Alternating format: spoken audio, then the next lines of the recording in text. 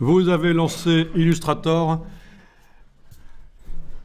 Donc chez moi, il a déjà été utilisé. J'ai modifié l'interface, je l'ai fait passer en gris clair. J'ai déjà joué avec des palettes. Je vais remettre, ne fût-ce que déjà ça, la position des palettes en place. Et chez vous, vous n'avez pas besoin de le faire. Donc, je vais aller dans Fenêtre, Espace de travail. Je vois que je suis en espace de travail pour débutants, les indispensables.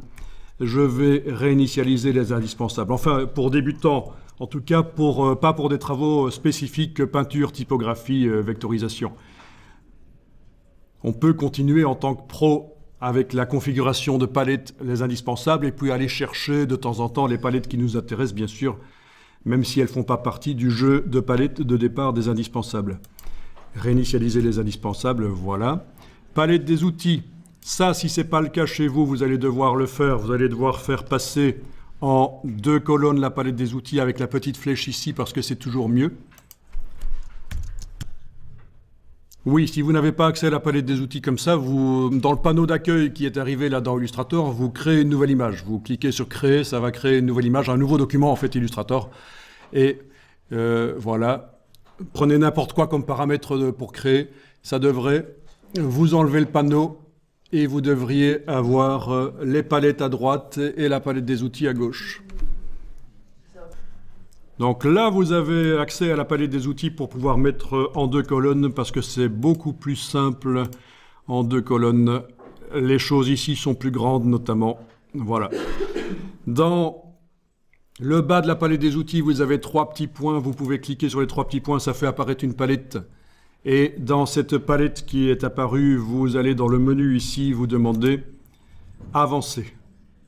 Donc ça, c'est dans les dernières versions d'Illustrator. On a une palette des outils qui, au départ, est un peu simplifiée. Il manque des outils. Et donc, voilà. En principe, vous devriez, à la fin, vous retrouver avec une palette qui ressemble assez bien à ça.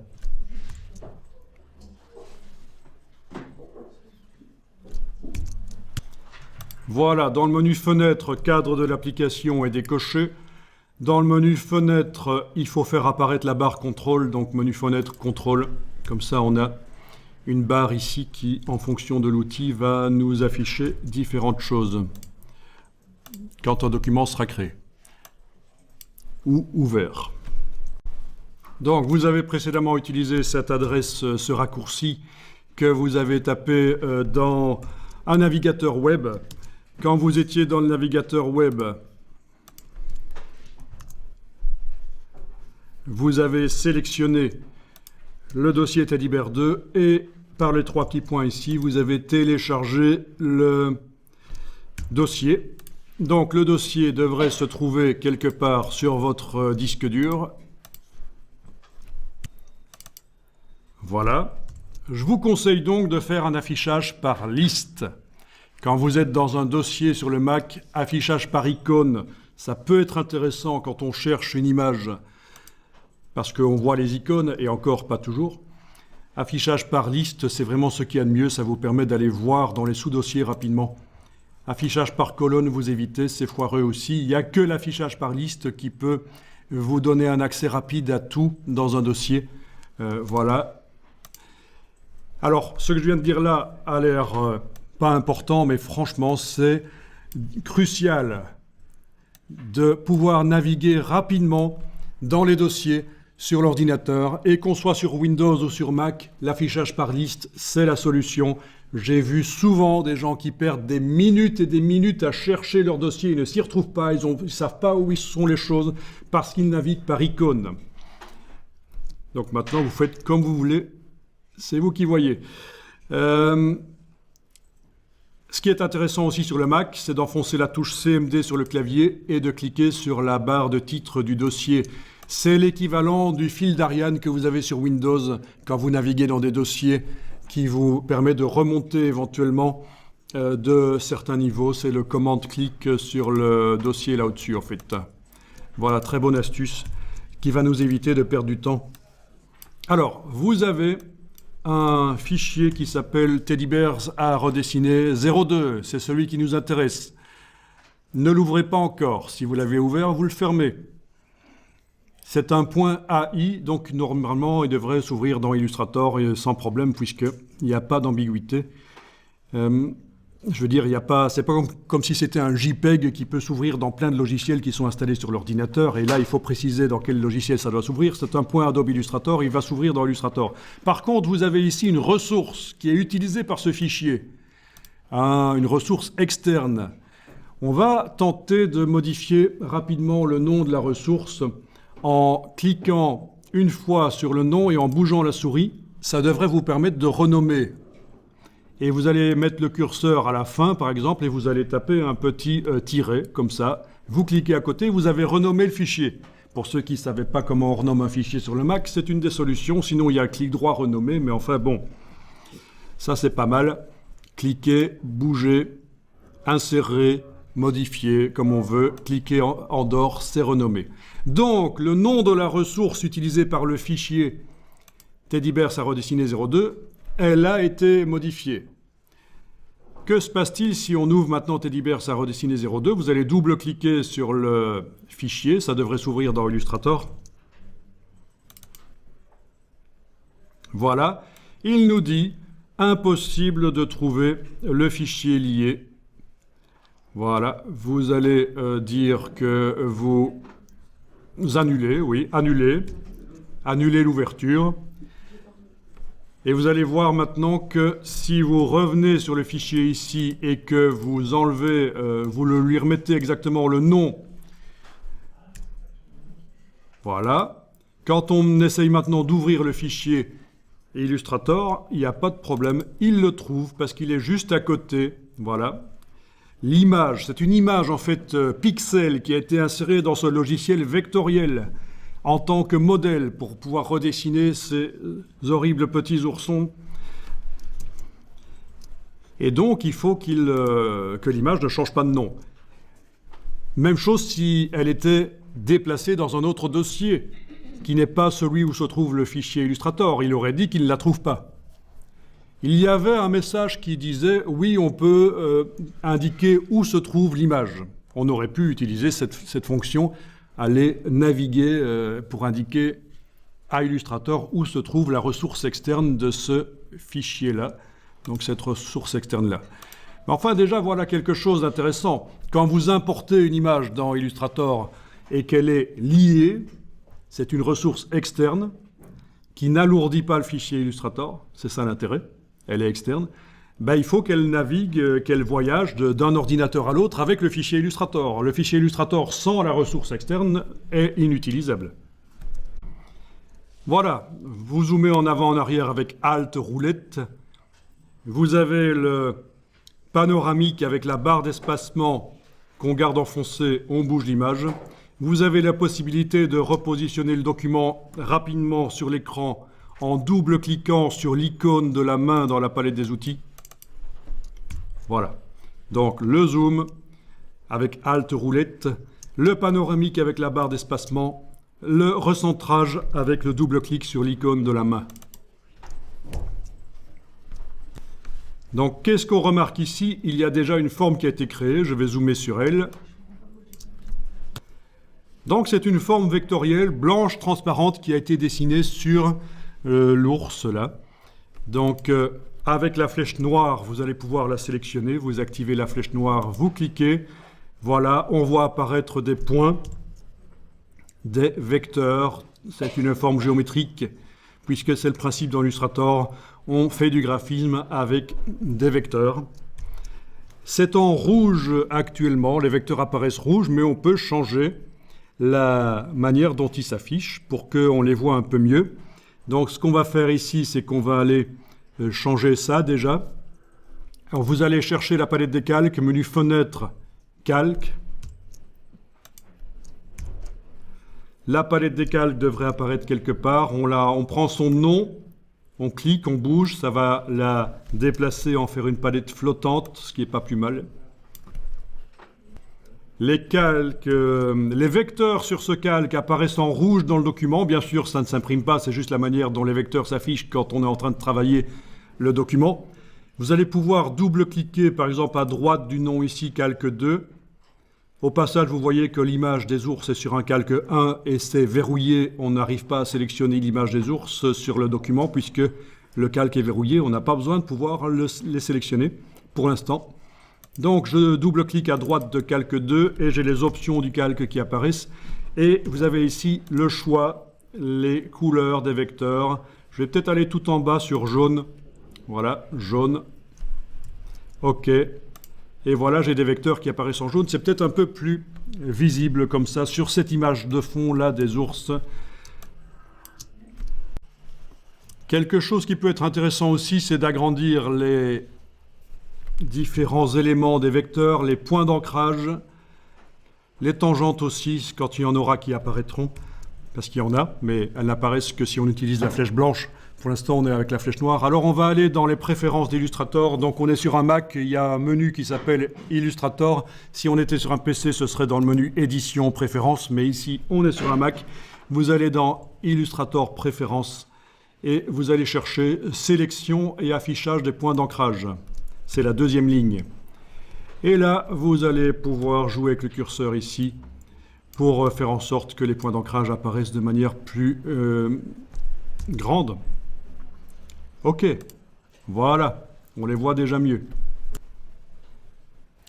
Donc, vous avez sur votre Illustrator, là, un rectangle qui entoure la forme. Et moi, je ne l'ai pas. Déjà, ça, vous auriez dû m'interpeller pour me demander comment ça se fait. C'est parce que j'ai réglé l'Illustrator ici différemment. Ce rectangle sert à agrandir la forme, la tourner, etc., à la transformer. Mais j'ai fait en sorte qu'il n'apparaisse plus. Vous allez pouvoir faire la même chose, c'est en allant dans le menu Affichage et vous masquez le cadre de sélection. On dit bien cadre de sélection, ne confondez pas avec contour de sélection, c'est masquer le cadre de sélection. Alors forcément, vu que je l'ai déjà masqué chez moi, ça propose de l'afficher. Mais chez vous, dans le menu Affichage, vous avez à cet endroit-là masquer le cadre de sélection. Vous pouvez le masquer et vous avez comme moi, quand la forme est sélectionnée avec la flèche noire, si on clique à côté, elle n'est plus sélectionnée, si on clique sur elle, elle est sélectionnée. Quand elle est sélectionnée, vous n'avez plus ce cadre. Et donc, ce cadre, il est quand même pratique pour transformer l'image, pour transformer la forme, je veux dire. Mais il suffit d'activer l'outil de transformation manuelle ici, et vous le verrez réapparaître, mais uniquement quand vous en avez vraiment besoin. Sinon, il vous parasite un peu la vue quand vous êtes en train de manipuler des formes. Il vous ennuie. Voilà. Donc, outil de transformation manuelle, on n'en parle pas maintenant, ce sera plus tard, on revient avec la flèche noire, mais vous voyez au moins que ce cadre, on n'a pas besoin de le faire réapparaître par le menu, il apparaît en activant simplement l'outil quand une forme est sélectionnée. Voilà, il s'agit donc d'une forme vectorielle.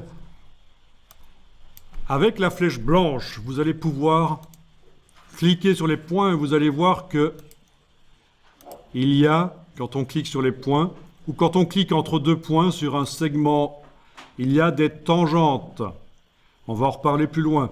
C'est comme ça que ça fonctionne, les formes vectorielles qui ont des courbes. Il y a des points d'ancrage, c'est-à-dire par où passe le tracé.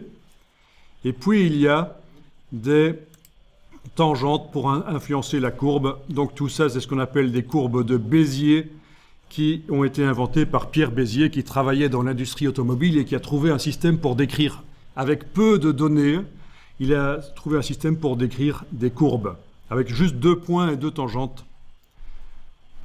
C'est ça le principe. On peut quand même lui rendre hommage, les courbes de Bézier, c'est ça. Bien, je vais resélectionner la forme avec la flèche noire, c'est-à-dire que la totalité des points est sélectionnée, ce qui me permettrait éventuellement de bouger la forme, bien sûr, par clic et glisser. Là, je fais un commande Z, CTRL Z sur le PC pour la remettre en place.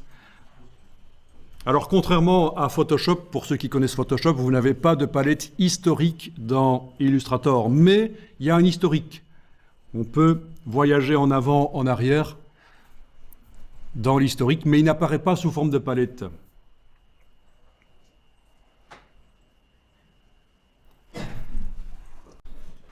Ça ne vous a pas échappé que cette forme est transparente. C'est du blanc. C'est une forme qui n'a pas de couleur de contour. Ce qu'on voit là en jaune, ce n'est pas le contour, ce sont les vecteurs, c'est la construction de la forme. Ça n'apparaît pas à la fin dans l'illustration, bien sûr. Donc, quand la forme est sélectionnée, vous avez ici, dans la palette des outils, l'indication du fond qui est blanc et l'indication du contour, diagonale rouge, il n'y en a pas de contour. Bien, pourquoi le blanc est transparent? Parce que nous avons utilisé la palette aspect. Vous allez pouvoir aller la chercher. Elle est dans le menu fenêtre, bien sûr, fenêtre aspect. Donc une des palettes les plus importantes dans Illustrator, qui est apparue il y a plus de 10 ans et qui est vraiment extrêmement intéressante parce qu'elle permet de faire sur une forme ou sur un groupe de formes différents calques différents calques à l'intérieur de la forme, des calques sous forme de fond, de contour, des effets spéciaux. C'est hyper puissant. Alors il se trouve que ceux qui ont commencé Illustrator très tôt dans les années 90, début 2000, avant que cette palette apparaisse, ils sont peut-être passés à côté de ça, donc c'est dommage. Donc qu'est-ce que vous voyez quand la forme est sélectionnée et qu'on fait apparaître la palette aspect? Donc dans la version anglaise de Illustrator, ce sera Appearance, apparence, Appearance, c'est le nom de la palette. Vous avez ici l'opacité qui est à 47%. On va la remettre à 100%. Vous allez cliquer sur le mot opacité. C'est un hyperlien qui fait apparaître une palette. C'est la palette transparence en fait qui apparaît là. Et vous allez mettre le curseur ici à 100%. Voilà. Opacité par défaut, c'est 100%. Bien, je clique là en dessous pour faire disparaître la palette. Et on voit que la forme est blanche comme ça. À remarquer qu'à l'intérieur des choses ici, vous avez également des opacités spécifiques. Opacité spécifique au contour, mais il n'y a pas de contour actuellement, on l'a dit. Opacité spécifique au fond. Mais ici, on a modifié l'opacité générale de l'objet. Voilà. Et donc, c'est moins facile de travailler. Si on veut redessiner les ours, c'est quand même mieux si on voit les formes par transparence. Sauf qu'on va devoir mettre la transparence sur chacune des formes qu'on va créer. Plutôt ennuyeux. Est-ce que vous voyez une solution rapide pour avoir les ours en transparence sur le dessin qu'on va faire? Ce qu'on va faire, c'est mettre le calque des ours au-dessus du calque dans lequel on va dessiner nos formes. Donc vous allez activer le calque des ours ici et le déplacer par cliquer, glisser. Attention, ne le déplacez pas sur le calque 2, sinon voilà ce qui va se passer. Le calque 1 devient ce qu'on appelle un sous-calque du calque 2. C'est pas bon. J'annule, commande Z. Il faut vraiment aller l'insérer au-dessus. Comme ça, vous avez la ligne d'insertion. Pas ça, c'est ça qu'il faut. Et voilà, vous avez mis le calque 1 au-dessus du calque 2. Donc les ours, ils cachent complètement la forme blanche. On voit toujours les vecteurs qui apparaissent parce que là, ça traverse les calques, quelle que soit l'opacité. Mais alors, ce qu'on va faire ici, c'est qu'on va déverrouiller le calque pour pouvoir travailler sur le contenu du calque. On va ouvrir ici et on va sélectionner l'image des ours. Je vais ici zoomer en arrière. Comme ça, vous voyez que normalement, quand l'image sera sélectionnée, des petits vecteurs apparaîtront aux quatre coins. Ils auront une couleur bleue, puisque les vecteurs ici sont réglés pour être en bleu sur le calque 1.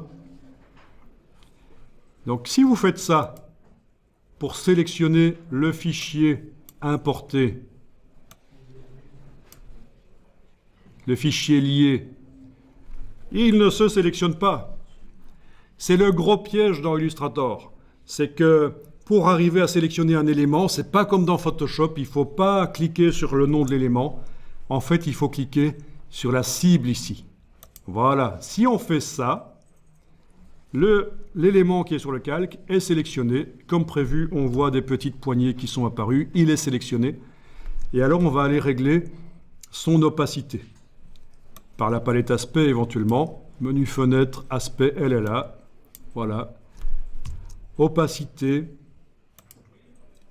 Voilà, je vais diminuer. Et voilà. Donc, je vais avoir en transparence les ours qui vont apparaître par-dessus les formes dessinées en dessous.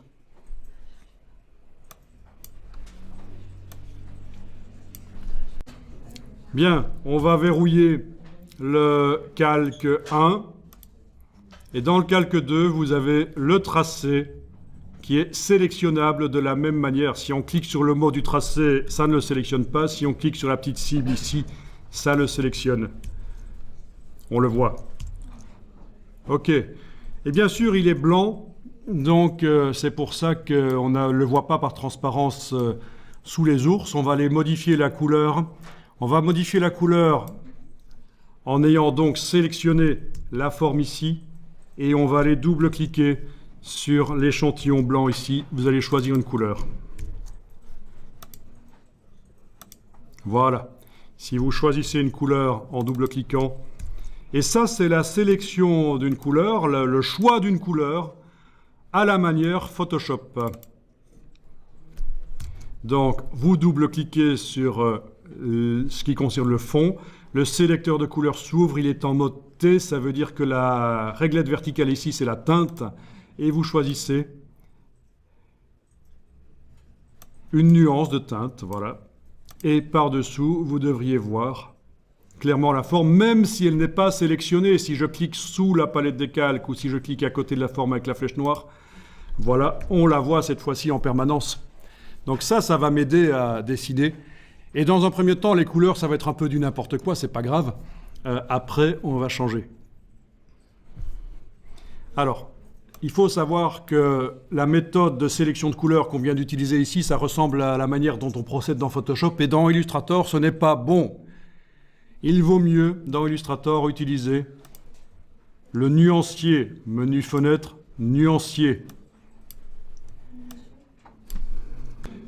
Donc en anglais, vous allez chercher Swatches, c'est le nuancier. Voilà. Alors vous allez pouvoir enregistrer le document sur le disque dur en changeant le nom. Donc plutôt que de faire fichier enregistré, je vous conseille quand vous faites de la création d'enregistrer régulièrement sous un nom différent. Bien sûr, si vous êtes en train de travailler sur un projet vidéo ou sur un truc lourd comme de la 3D, c'est peut-être pas le bon conseil. Ou un photomontage lourd dans Photoshop. Mais ici, on est dans Illustrator, ce sont des fichiers minuscules et donc vous avez vraiment intérêt à garder toutes les versions. Au cas où vous faites une erreur créative ou technique, vous aurez la version d'avant. Donc je fais fichier enregistré sous. Dans le même dossier, je vais juste changer l'incrément ici. À la place de 0,2, je mets 0,3 et voilà. Monsieur, là, je choisis... Alors oui, en effet, vous avez un panneau qui vous demande si vous voulez enregistrer sur le cloud ou en local sur le disque dur de l'ordinateur. On va faire sur l'ordinateur. Sur l'ordinateur, voilà. Vous avez des options, vous pouvez cliquer sur OK dans la boîte d'options qui apparaît. On en reparlera plus tard si nécessaire des options.